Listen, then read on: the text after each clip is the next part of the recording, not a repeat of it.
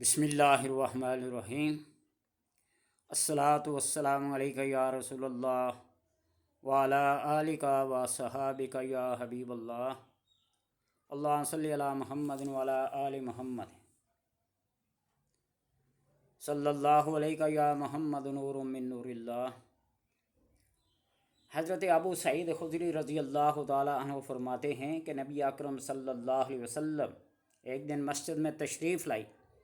اچانک آپ کی نظر ایک انصاری صحابی ابو امامہ پر پڑی تو آپ صلی اللہ علیہ وسلم فرمایا، ابو امامہ کیا بات ہے، تم آج مسجد نماز کے اوقات کے علاوہ دوسرے وقت میں بیٹھے نظر آ رہے ہو؟ تو حضرت ابو امامہ رضی اللہ تعالیٰ عنہ نے عرض کیا، یا رسول اللہ صلی اللہ علیہ وسلم، بے حد غم اور قرضوں نے مجھے گھیر لیا ہے۔ تو آپ صلی اللہ علیہ وسلم فرمایا کہ کیا میں تمہیں کوئی ایسی دعا نہ سکھاؤں جس کے پڑھنے کی وجہ سے تم اس غم سے اور قرض سے نجات حاصل کر لو؟ تو انہوں نے کہا کہ یا رسول اللہ صلی اللہ علیہ وسلم ضرور سکھائیے۔ تو آپ صلی اللہ علیہ وسلم نے انہیں یہ دعا سکھائی، اس کو صبح شام پڑھیں، جتنی آپ کے پاس فرصت ہے، جتنی تعداد میں آپ پڑھ سکتے ہیں۔ ویسے نبی اکرم صلی اللہ علیہ وسلم کا فرمایا ہوا قول، آپ کی بات کو ایک ہی دفعہ یہ صدق کے دل اور یقین کے ساتھ پڑھا جائے، 1000 مرتبہ پڑھنے سے کافی ہے۔ کیا فرمایا آپ نے؟ اللہم فارج الہم و کاشف الغم، اللہم فارج الہم کاشف الغم، مجیب دعوت المضطرین، رحمان الدنیا والآخرہ و رحیمہما، انت ترحمنی برحمت تغنینی بہا ان رحمت من سواک۔ اے بے چینی کو دور کرنے والے اور پریشانی کو ختم کرنے والے، جب تک معنی اور مفہوم پر غور نہیں نہ کرے گا وہ یقین اور وہ اعتقاد نہیں آئے گا۔ اے بے چینی کو دور کرنے والے اور پریشانی کو ختم کرنے والے، بے قراروں کی دعاؤں کو قبول کرنے والے، دنیا اور آخرت ہر دو جہاں میں شفقت اور مہربانی کرنے والے، آپ ایسی اپنی رحمت کے ذریعے مجھ پر رحم فرمائیے کہ جو مجھ کو تیرے سوا ہر کسی کی عنایت اور توجہ سے بے نیاز کر دے۔ یہ دعا آپ نے فرمائی۔ نزل الابرار کتاب کا نام ہے۔ حضرت عائشہ رضی اللہ تعالی عنہ سے یہ مروی ہے کہ انہوں نے آپ صلی اللہ علیہ وسلم کے حوالے سے اپنے والد محترم کو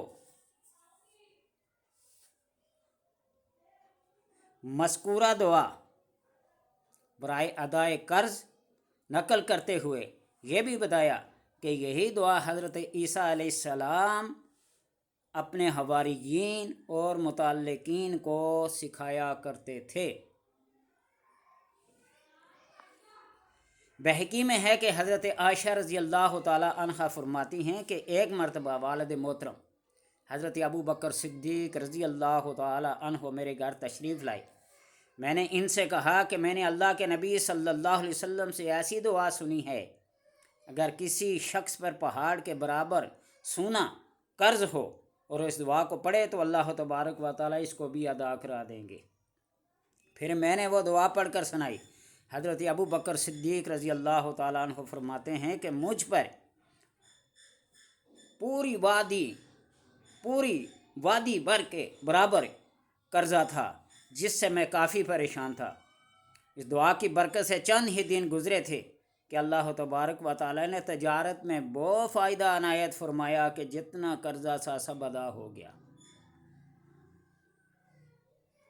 حضرت عائشہ رضی اللہ تعالیٰ عنہ فرماتی ہیں کہ میرے ذمہ حضرت اسماء بنت امیس رضی اللہ تعالیٰ عنہ کا 1 دینار اور 3 درہم قرضہ تھا۔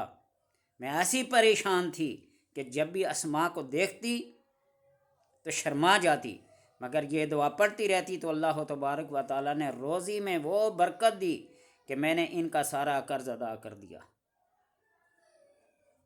قرض ایک ایسی چیز ہے، بہن کا ہو یا بھائی کا ہو، ماں کا ہو یا باپ کا ہو، اس کو ادا کرنا ضروری ہے، ورنہ جس کے ذمہ قرض ہے وہ مر گیا تو اس کی نماز جنازہ بھی جب تک قرض ادا نہ کیا جائے نہیں پڑھی جاتی۔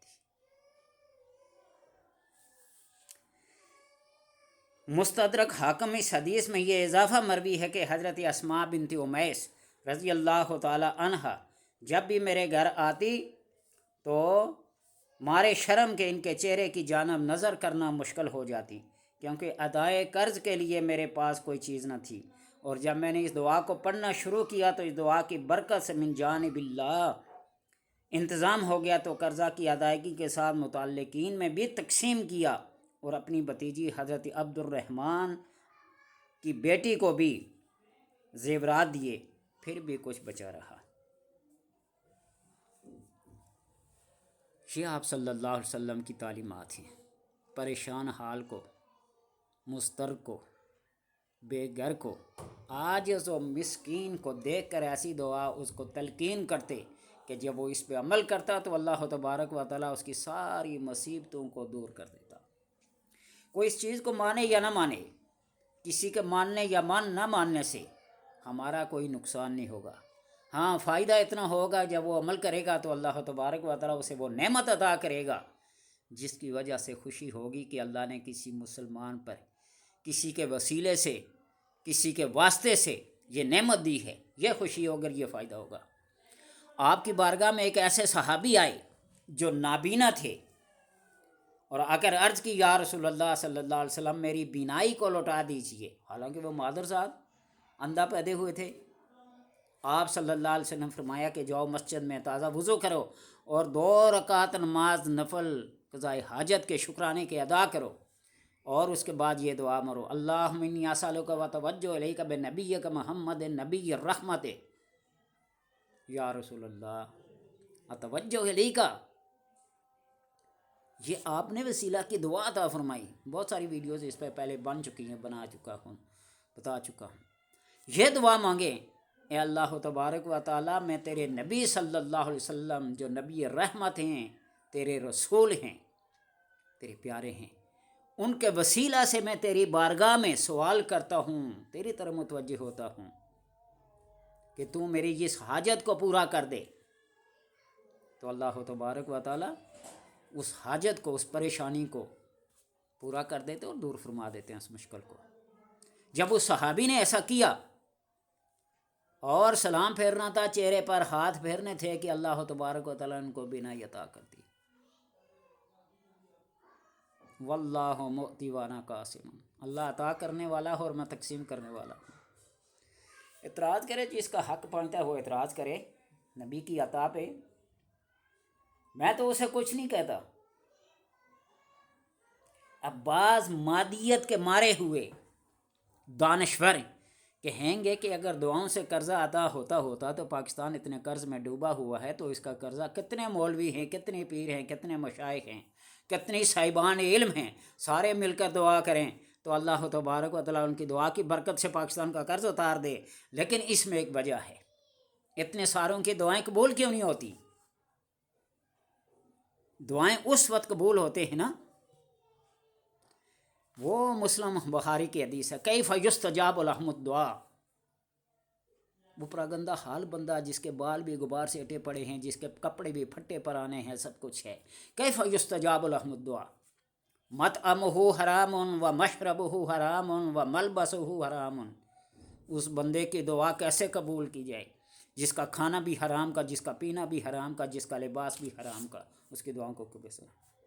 اب میں اس بات کو یہ کہتا ہوں کہ ہمارا ملک ہے اسلامی جمہوریہ پاکستان، جہاں شراب بھی چلتی ہے، یہاں سود بھی ہے، اور یہاں ٹیکس بھی ہے، اور یہاں حدود و آرڈیننس بھی نہیں ہیں کہ مجرم کو اس کے مطابق اس کو سزا دی جائے، زانی کو رجم کیا جائے یا سنسار کیا جائے یا اسے کوڑے مارے جائیں، شرابی کو کوڑے مارے جائیں، چور کے ہاتھ کاٹے جائیں۔ جب تک یہ حدود و آرڈیننس، یہ قانون شرعیت کے لافظ نہیں ہوں گے، ایک بات۔ اور دوسری بات یہ ہے کہ جہاں شراب کے پرمٹ بک رہے ہوں، حرام چیز کی خرید و فروخت 10 آدمیوں پہ لعنت ہے، یہاں سودی کاروبار کیا جاتا ہو اور پورے ملک یا پوری دنیا کی معیشت ہی سود پر چل رہی ہے۔ اور تیسری بات ٹیکس، میں شراب اور سود کے ساتھ تیسری چیز ٹیکس کو بھی انہی کے برابر سمجھتا ہوں اور کہتا ہوں، وہ اس لیے کہ جس بازار سے ٹیکس لیا جائے وہ بازار مسلمانوں کا نہیں، اس کی دعائیں، اس کی عبادات، اس کے روزے اللہ قبول نہیں کرتا۔ تو پھر دیکھیے ٹیکسوں کی کیسی بھرمار ہمارے اوپر ہے۔ شراب اور سود کو بالکل جائز سمجھ کر کیا جا رہا ہے۔ انما الخمر والمیسر والانصاب والازلام رجس من عمل الشیطان، یہ جوا، یہ سٹا، یہ ریس بازی، یہ پانسے، تیر پھینکنا، یہ سب اللہ تبارک و تعالیٰ نے حرام کر دیے ہیں، یہ شیاطین کے کھیل ہیں، رجس من عمل الشیطان۔ ان کو ہم نے لازم اور ضروری کر لیا ہے۔ جب تک یہ چیزیں ہماری رگوں پہ میں بسی ہوئی ہیں، ہم لاکھ دعا کریں کیسے قبول ہوگی؟ مشرق و مغرب کے لوگ کعبے میں جا کر دعائیں کرتے ہیں، کیا قبول ہو رہی ہیں؟ یا اللہ کشمیر کو ایسا کر دے، فلسطین کو ایسا کر دے، فلاں کو ایسا کر دے، فلاں کو ایسا کر دے، اپنی رحمت، اپنی برکت، کیوں نہیں قبول ہو رہی ہیں؟ کیا شراب ہم پانی کی طرح نہیں پینا شروع کر دیا؟ اللہ بچائے، اللہ ہر ایک کو اس سے دور رکھے۔ کیا ٹیکس ہم ادا نہیں کرتے؟ زبردستی جو ریڑھی بان ہے، جو بیچارہ تھڑا لگاتا ہے، اس کے اوپر بھی ٹیکس ہے، امراء وزراء کے لیے، بیوروکریسی کے لیے ہم ان کی عیاشی کے سامان بڑھا رہے ہیں۔ کیا سود ہم ادا نہیں کرتے؟ یہ جو قرضے لیے جا رہے ہیں، لینے والے کچھ ہو رہے ہیں، عیاشیاں کرنے والے کچھ ہو رہے ہیں، اور اس کا خمیازہ غریب بھگتے ہیں۔ تو اب ان دانشوروں سے یہ گزارش ہے کہ بجائے اس دعا کے اوپر تنقید کرنے کے، طنز کرنے کے، آپ اپنی معاشی نظام کو سیدھا کریں، آپ اپنے انتظامات کو سیدھا کریں، ان کے اوپر توجہ دیں۔ یہ مادیت کے لیکچر انہیں دیں جو مادیت کے اندر ڈوبے ہوئے ہیں اور شریعت اور طریقت کے قاعدے اور کلیوں سے نابلد ہیں۔ بے شک میری اس ویڈیو کو دیکھیں نہ دیکھیں، میرا حق جو پہنچتا ہے وہ میں کر رہا ہوں۔ جب تک سود، شراب اور ٹیکس یہ چنگی کے زمرے میں، اور امام غزالی نے بہت ساری احادیث میں، اور یہ جو کتاب میرے ہاتھ میں ہے اس میں بھی، جب ڈنڈے والے زیادہ ہو جائیں یعنی پولیس، تو اس وقت حرام اور حلال کی تمیز کیا ہو جاتی ہے؟ ختم ہو جاتی ہے۔ اللہ تبارک و تعالیٰ سے دعا ہے کہ ہمیں ان دعاؤں کے پڑھنے کی برکت سے کم از کم باقی کسی کو فائدہ پہنچے یا نہ پہنچے، جو مفلوق الحال، جو بے بس اور عاجز ہیں، قرضے میں ڈوبے ہوئے ہیں، اگر وہ یقین اور اعتقاد کے ساتھ چند روز اس دعا کا اہتمام کریں، اللہ تبارک و تعالیٰ غنی الغنی ہے، اس کے ہاتھ میں ساری تقدیریں اور ساری تدبیریں ہیں، ہفت اقلیم کا وہ شہنشاہ ہے، کائنات کا، بیدک الخیر انک علی کل شیء قدیر، ترزق من تشاء بغیر حساب۔ ساری بادشاہیاں، ساری حکمتیں اس کے ہاتھ میں ہیں، اور جب اس کے سامنے گڑ گڑا کر یہ آپ صلی اللہ علیہ وسلم کی بتلائی ہوئی دعا کو ہم پڑھیں تو اللہ اپنے نبی کے صدقے سے، جس طرح بتایا نا، اللہ منی اسألک وتوجہ الیک بنبیک الرحمت محمد النبی الامی،